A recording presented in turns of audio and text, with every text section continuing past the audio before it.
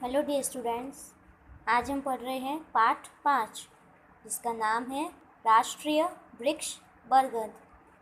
राष्ट्रीय वृक्ष बरगद यानी हमारे देश का पेड़ कौन सा है? बरगद।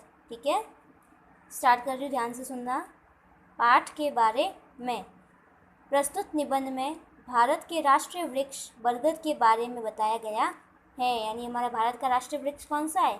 बरगद का पेड़। ठीक है, यहाँ इसके विशाल आकार यानी इसकी आकार होता है ना, लंबा चौड़ा गोल, वो वाला, सांस्कृतिक एवं धार्मिक महत्व, विविध उपयोगों आदि के बारे में जानकारी दी गई है।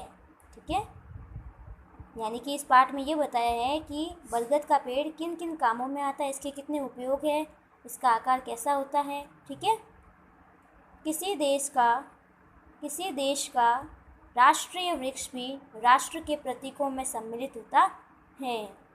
भारत का राष्ट्रीय वृक्ष बरगद है। इसे वर्ष 1950 में राष्ट्रीय वृक्ष घोषित किया गया। इसको कब उपाधि मिली राष्ट्रीय वृक्ष की? कब घोषणा की इसकी? 1950 में।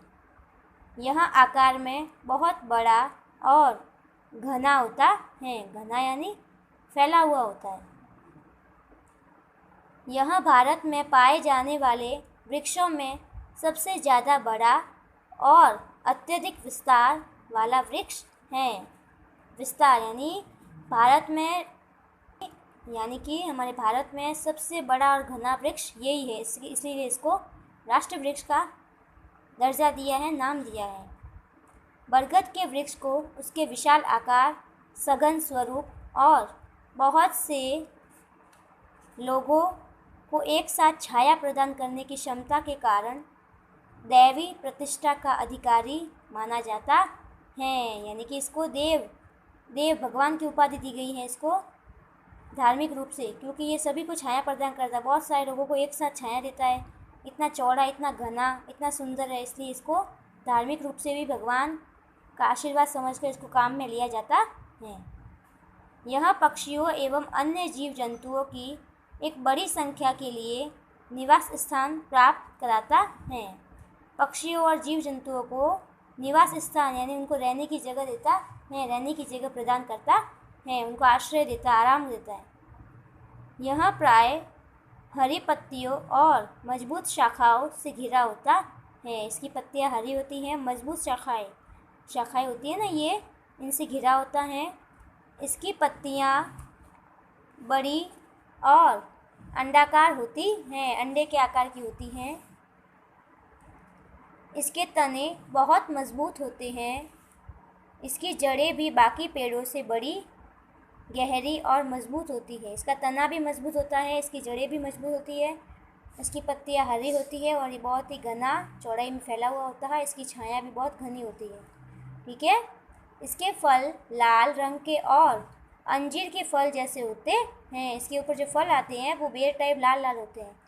वृक्ष की टहनियों से लटकती हुई लंबी जड़ें इसे और भी सघन और दर्शनीय बनाती हैं। यानी कि ये जो वृक्ष के नीचे ये जो लटक रही हैं लंबी लंबी शाखाएं, टहनियाँ वगैरह, ये इसको और भी सुंदर बनाती है। ठीक है, इसकी जड़ें होती है ना, ये नीचे आती है ये। उसके बाद दर्शनीय यानी देखने योग्य बनाती है, देखने का मन होता है। इन लटकी हुई जड़ों को बरोह या प्रोप जड़ कहते हैं।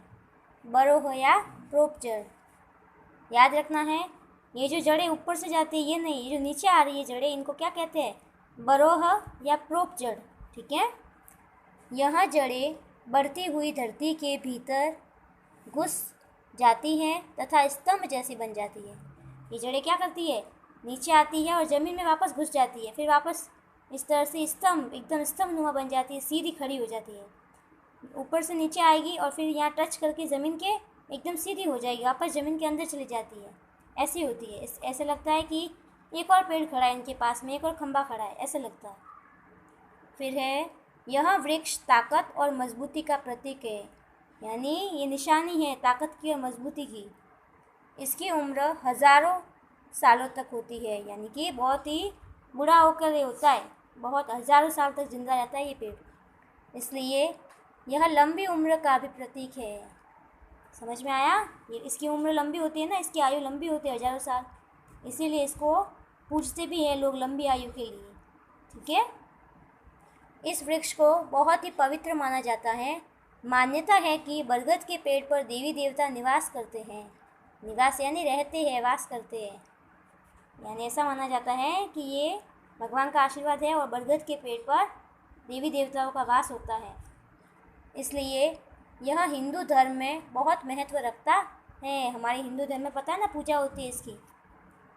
फिर हिंदू लोग बरगद के वृक्ष की पूजा करते हैं। बौद्ध लोगों के विश्वास के अनुसार महात्मा बुद्ध को भी बरगद के वृक्ष के नीचे ही ज्ञान की प्राप्ति हुई थी। हिंदू लोग भी पूजा करते हैं और बौद्ध लोग ये मानते हैं कि उनके जो बुद्ध भगवान थे, उनका जन्म, उन्होंने जो ज्ञान अर्जित किया था वो भी इसी के नीचे किया था, इसलिए वो भी उनको मानते हैं, वृक्ष के पेड़, बरगद के पेड़ को।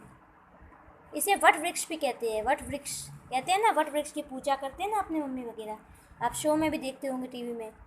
उसके बाद यह वृक्ष अपनी सघनता के कारण गर्मी के मौसम में ठंडक देता है। ठंडक तो देगा ही ना, इतना घना, इतना सुंदर, इतना फैला हुआ। और सर्दी के मौसम में इसके नीचे गर्मी बनी रहती है। दोनों मौसम में काम आता है। बारिश में भी काम आएगा क्योंकि फैला हुआ है, छाया हुआ, छत की छत बन जाती है, बारिश नहीं गिरेगी, पत्ते इतने घने होते हैं। और सर्दी में गर्मी का अनुभव कराता है, गर्मी में ठंड का अनुभव कराता है। अच्छा है ना, तीनों मौसम में बना रहता है। आज हम केवल इतना ही पढ़ेंगे, ठीक है।